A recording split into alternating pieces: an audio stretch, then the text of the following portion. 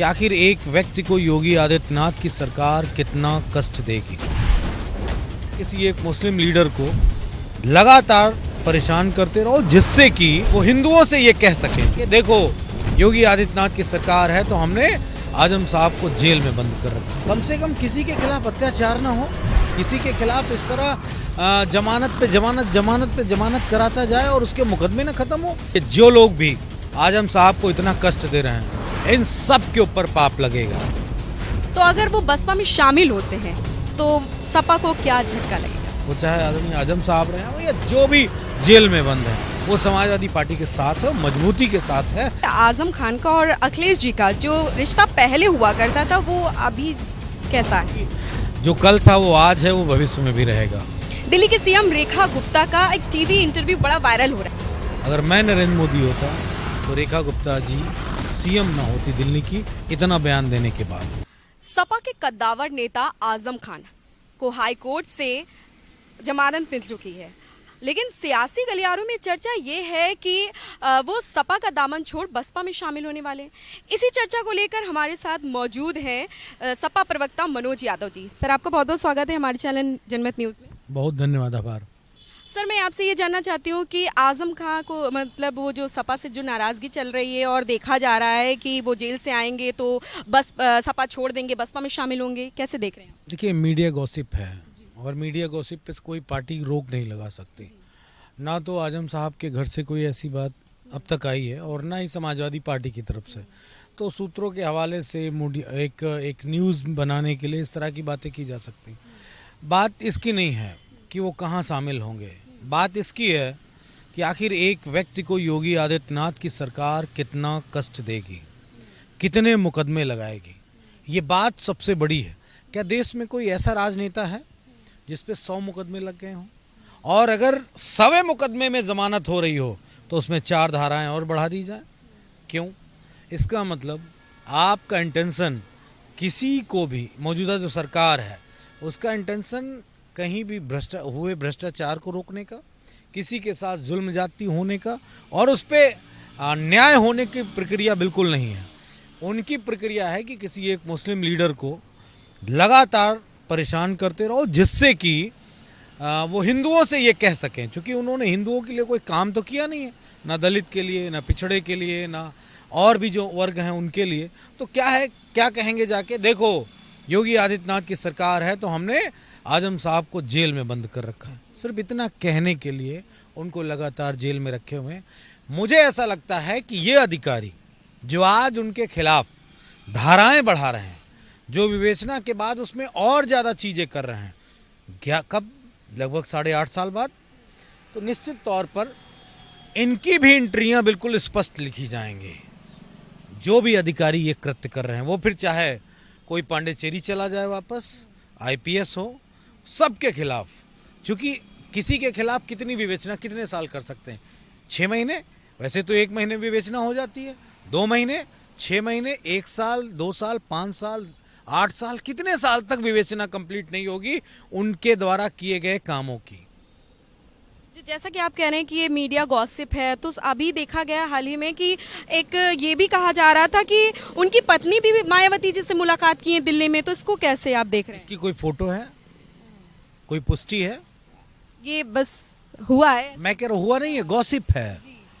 किसी को खबर चलानी है, किसी को सेंसेशन पैदा करना है तो ऐसा बोल देगा कि उनसे मुलाकात हो गई, उनसे मुलाकात हो गई।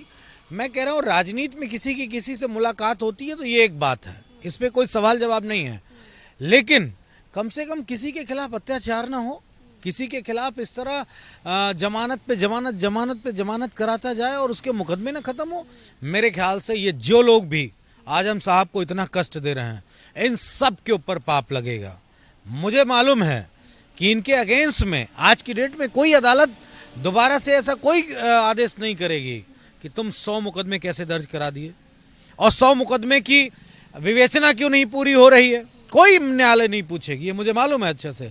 लेकिन ऊपर वाले की न्यायालय में ये बात जरूर होगी और तब ऊपर वाला न्याय करेगा।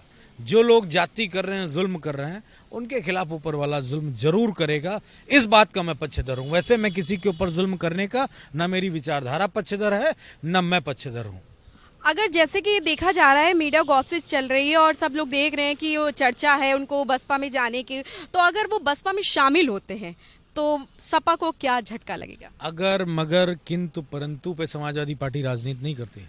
समाजवादी पार्टी बुनियादी मुद्दों पे राजनीति करती है। अगर ऐसा होता तो ऐसा होता, अब जैसे मैं कह दूं, अगर योगी जी शादीशुदा होते तो उत्तर प्रदेश का ये बेहाल पन्ना होता, लेकिन इसका कोई मतलब थोड़ी नहीं है। अगर मोदी जी ने शादी की होती तो देश में महंगाई, सब्जी, दाल, तेल, लोन सब जो महंगा है इसकी स्थिति ये न बनती। तो अगर मगर पे तो बहुत कुछ हो जाएगा। हम इतना कह सकते हैं समाजवादी पार्टी बुनियादी मुद्दों पे राजनीति करती है। समाजवादी पार्टी का हर वो नेता, वो चाहे आदरणीय आजम साहब रहे हो या जो भी जेल में बंद है, वो समाजवादी पार्टी के साथ है, वो मजबूती के साथ है, क्योंकि समाजवादी कभी किसी का बुरे दौर में साथ नहीं छोड़ते हैं। ये बात स्पष्ट है, ये बात धरती को भी मालूम है और गगन को भी मालूम है। अच्छा, क्या मैं ये जानना चाहूँगी आपसे कि आजम खान का और अखिलेश जी का जो रिश्ता पहले हुआ करता था वो अभी कैसा है? इस पे भी कोई सवाल मैं जवाब नहीं दूंगा, लेकिन इतना मैं जरूर कहूंगा कि जो कल था वो आज है, वो भविष्य में भी रहेगा।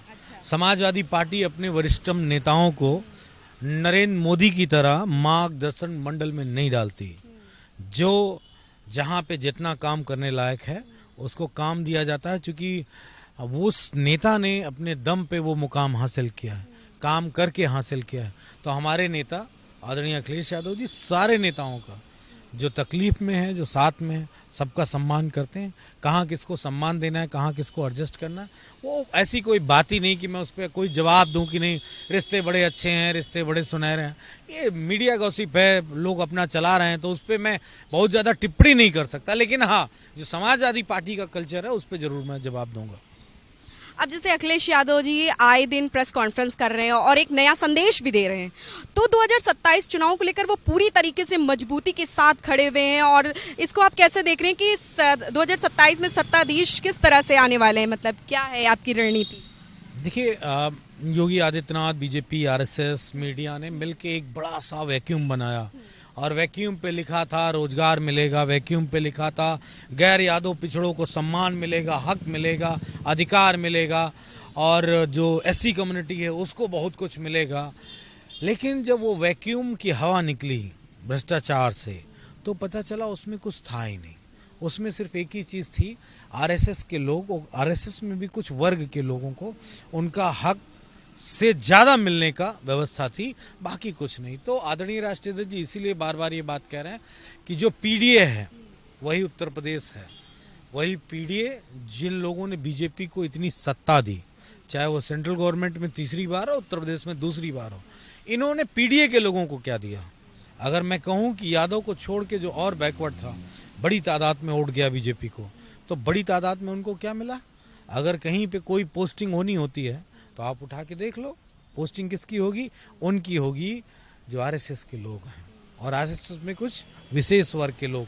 तो इसीलिए आदरणीय राष्ट्रीय अध्यक्ष जी इस बात को लगातार उठा रहे हैं और वो कह रहे हैं कि पीडीए के लोगों की सरकार आने वाली है। अब की बार पीडीए सरकार, यानी कि जो पिछड़े हैं, दलित हैं, अल्पसंख्यक हैं, आदि आबादी है, उनके हक अधिकार की बात होगी। इसीलिए आप भी ये बात कह रहे हैं कि 27 में मजबूती के साथ समाजवादी पार्टी पीडीए का एक पूरी व्यवस्था लेके सरकार बनाने की तरफ अग्रसर है। सर, एक आखिरी और अहम सवाल मेरा ये है आपसे कि अभी हाल ही में दिल्ली की सीएम रेखा गुप्ता का एक टीवी इंटरव्यू बड़ा वायरल हो रहा है, जिसमें उन्होंने कहा है कि 70 साल तक कांग्रेस ने हैक किया है, अब हमने कर लिया तो इसमें बुरा क्यों इतना लग रहा है? इस पर आप कैसे देख रहे हो, क्या कहेंगे? अब ये तो मैं मोदी जी के ऊपर छोड़ता हूँ कि मोदी जी ऐसे लोगों को क्यों मुख्यमंत्री बनाता है। इससे अच्छा आपको बना दे, महिला कोई बनाना है, कम से कम सवाल तो ढंग से पूछ रही हैं, जवाब सुन के एक कैसे अगला प्रश्न करना है वो तो मालूम है। तो जिसको जवाब देना ना मालूम हो और जो अपनी ही पार्टी की बदनामी कराए, मतलब हैक द सेंस, मैं ये कह सकता हूँ कि हो सकता है कांग्रेस के रिज्यूम में सत्ता को मैनिपुलेट करके हासिल करने का कोई तरीका रहा हो, तो आपने भी तो एक्सेप्ट कर लिया। हाँ, वही चीज एक्सेप्ट वो कर रही है कि जो अब हम एक्सेप्ट कर रहे हैं, तब बैलेट से चोरी होती रही होगी, बिल्कुल स्पष्ट। अब ईवीएम से चोरी हो रही है, पहले कांग्रेस कर रही थी, अब आप कर रही हैं।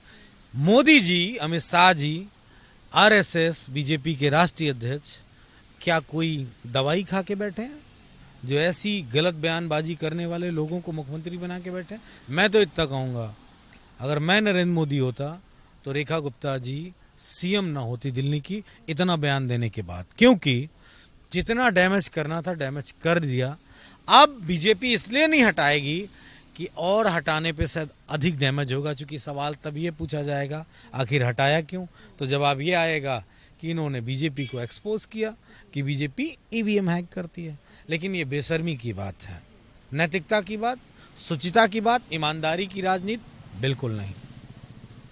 तो जैसा कि आपने देखा, मनोज यादव जी ने बताया कि जो आजम खान को लेकर जो चर्चा है कि वो सपा छोड़ बसपा में जाएंगे, वो सिर्फ एक मीडिया गॉसिप है और कुछ ही नहीं। बाकी आने वाला वक्त बताएगा कि वो क्या आगे करेंगे, उनका निर्णय क्या होगा, ये सब देखने को पता चलेगा।